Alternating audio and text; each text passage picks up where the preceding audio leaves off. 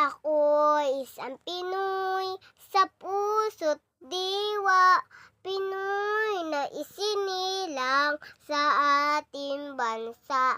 Ako hindi sanay sa wika, mga banyaga. Ako'y Pinoy na mayroong sariling wika. Wikang pambansa ang gamit kong salita.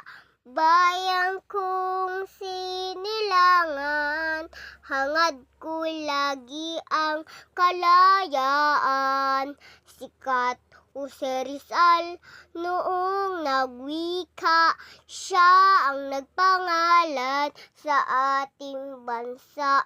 Tila pagmahal sa sariling wika ay higit pa ang amoy sa mabawong isda.